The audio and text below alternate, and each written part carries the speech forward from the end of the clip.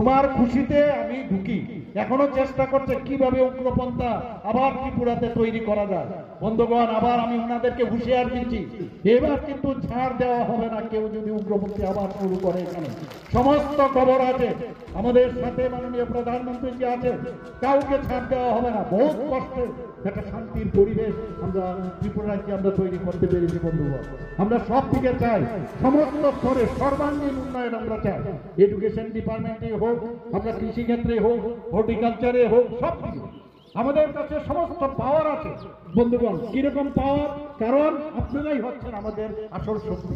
আছে এখন নিচের দিক দিয়ে এই ল অ্যান্ড অর্ডার সিচুয়েশনে, তাহলে কোথায় আইন শৃঙ্খলার সমস্যা?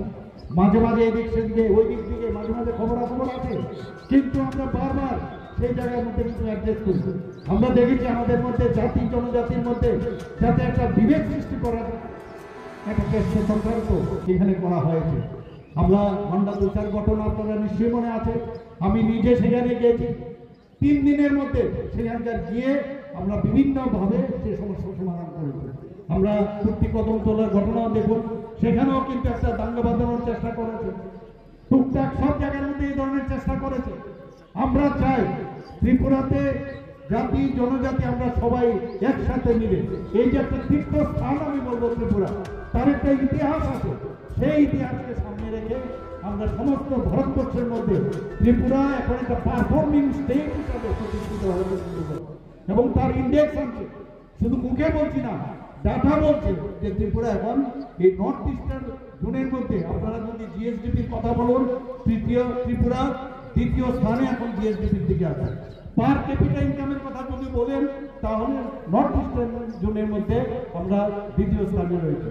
সব দিকে আমরা যেভাবে আমরা কাজ করছি, এবং কেন্দ্রে যখন আমাদের বিভিন্ন মিটিং হয়, সেখানেও আমাদের ত্রিপুরার পারফরমেন্স অনেক অনেক বেটার। আমি মাননীয় প্রধানমন্ত্রীকে ধন্যবাদ দেব। উনি গত পরশুদিন আপনারা দেখেছেন যে পরীক্ষা পে চর্চা, ত্রিপুরার একটা ছেলে, ওর সাথে যখনই ত্রিপুরার নাম উনি শুনেন, ওর সাথে একটু এক্সট্রা মাইলে দিতেন। বলছে আমাদের বিলুনিয়ার সাউথ থেকে ছেলেটা ওর সাথে কথা বলছে, ওকে বলছে কিভাবে ডান্স করো দেখাও তো একটু। তো এই যে ব্যবস্থা আমাদের গার্জিয়ানশিপ, এবং গার্জিয়ান কিরকম গার্জিয়ান মনে হয় নিজে তার সাথে কথা বলছে, he is the ambassador of us. সেইভাবে আমাদের এখন সারা ভারতবর্ষের মধ্যে ত্রিপুরার স্থান সেইভাবে সেখানে এখন প্রতিষ্ঠিত আছে। বন্ধুগণ, এবং সেটা একমাত্র সম্ভব, এখানে মা বোনেরা প্রচুর আছেন। আপনারা জানেন যে মা বোনদের মানে কিভাবে আর্থসামাজিক উন্নয়ন করা যায়, আমাদের এই রাজ্য সরকার এবং কেন্দ্রীয় সরকার কিভাবে কাজ করছে।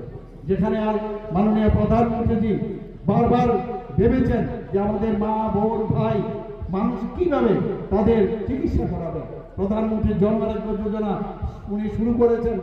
এবং আজকে 80 যারা 70 বছরের মধ্যে তাদের জন্য উনি এই জন আরোগ্য যোজনার যে স্কিম, তার মধ্যেও উনি নিয়ে এসেছেন।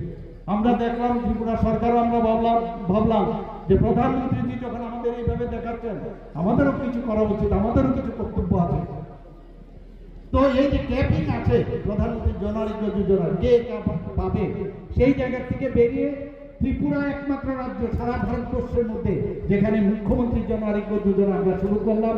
একই কায়দায় একই স্টাইলে আমরা করেছি, এবং এতে করে ত্রিপুরাতে সমস্ত মানুষ এই যে স্বাস্থ্য পরিষেবার বিষয়ে এবং তাদের যে এই ইন্স্যুরেন্সের বিষয়ে একমাত্র ত্রিপুরা একমাত্র রাজ্য সারা ভারতবর্ষের মধ্যে 100% কভারেজ যেখানে